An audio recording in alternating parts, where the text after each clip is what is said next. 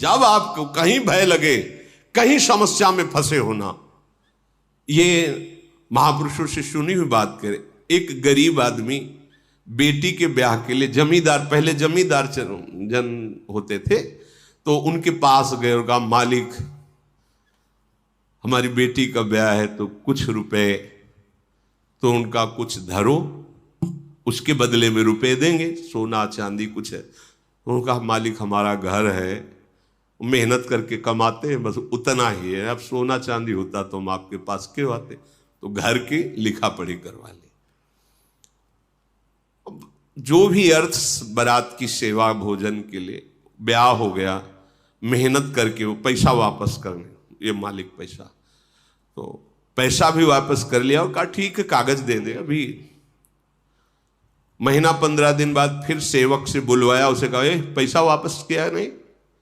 बोले मालिक उस दिन दे तो गए थे। बोले पैसा नहीं दिया, नहीं मिलेगा घर का कागज, घर खाली कर। तो कहा नहीं मालिक हम तो पैसे दिए थे, आप कह रहे थे फिर कागज दे देंगे। तो थोड़ा बेईमानी करने के विचार में थे वो। तो कुछ जो गांव के पढ़े लिखे लेते हैं उन्होंने कहा तुम सरकार में इस बात की रिपोर्ट करो तो आपका मुकदमा होगा, फिर वहां विजय हो जाएगी। जब मुकदमा में तो दोनों को बुलाया गया, तो उनसे पूछा गया गरीब आदमी से कि तुम्हारा गवाही कौन है जब तुम इनको रुपए दे रहे थे? कहा मुझे गरीब का गवाही कौन है? कहा रघुनाथ जी थे। तो रघुनाथ जी को अगली बार तारीख में लिवा के लाना, वो साक्षी दे देंगे तो बात हो जाएगी। बोले हाँ ठीक है।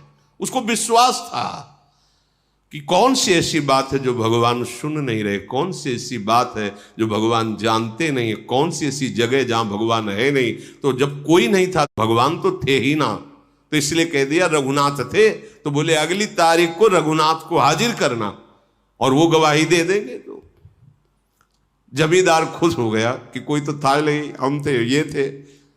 और वो ये समझ नहीं पाया। अब अगली तारीख को गया, बोले गवाही कहाँ है? बोले बुलाओ उसको तो आ जाएगा। तो होते रघुनाथ हाजिर हो, एक लकड़ी ली हुई है, 60-65 वर्ष की अवस्था।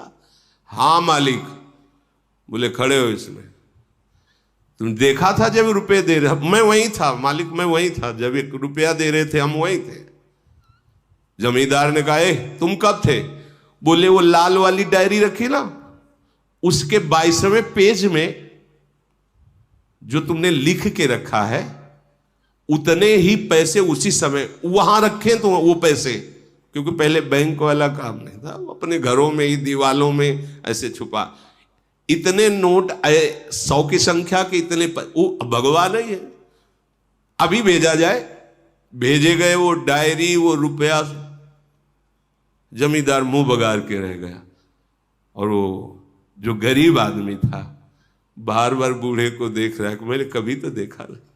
अब वहां कोई प्रमाण की जरूरत नहीं थी। दंड दिया गया, घर वापस किया गया, दंड दिया गया जमींदार को और उनका घर वापस किया गया और सम्मान दिया गया। अब सोचा कि अदालत के बाहर निकल करके मैं इस रघुनाथ से बात करूंगा कि तुम यार कहां थे, कौन हो तुम? पर विश्वास था कि भगवान ऐसा। जो ही बाहर निकले तो न कोई वहां गवाह देने वाला कोई नहीं। बस मन में निश्चय किया जो मेरी गवाही देने के लिए साक्षी है, अब जीवन उन्हीं के लिए समर्पित, निरंतर नाम जपकर वो भगवत प्राप्त महापुरुष हो गया। हमें विश्वास करना चाहिए भगवान नाम में अपार सामर्थ्य है।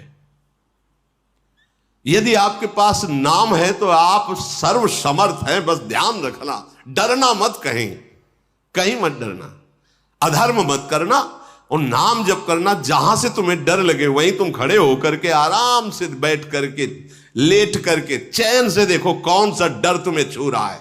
ये हमने देखा है। बच्चा थे तो जहां मन डरवाता, गंगा किनारे यहां कोई डर है, तो हमारा थोड़ा जिद्दी स्वभाव था। अब हम डर को देखेंगे, मरने ही तो निकले हैं यार, डरना क्या। अब हम देखेंगे कहां भूत है, बोले वहां, वहीं गए, कुछ नहीं, वहां डर लग रहा है, वहीं बैठे खड़े, राधा राधा, अंदर जो मंत्र चल, अब कुछ नहीं, कोई डर नहीं। ये मन बहुत बदमाश है, इसकी कहने में मत बोलना। जहां तुम्हें डर लगे नाम जप करते हो देखना वहां डर है ही नहीं, और नाम जप नहीं है तो अपने आप मन तुम्हें डरवाता और क्लेशित करता है। सब सुखों का एकमात्र उपाय, सब मंगलों का महामंगल, सब दोस्तों का दोस्त, सब रक्षकों का रक्षक प्रियाजू का नाम राधा राधा।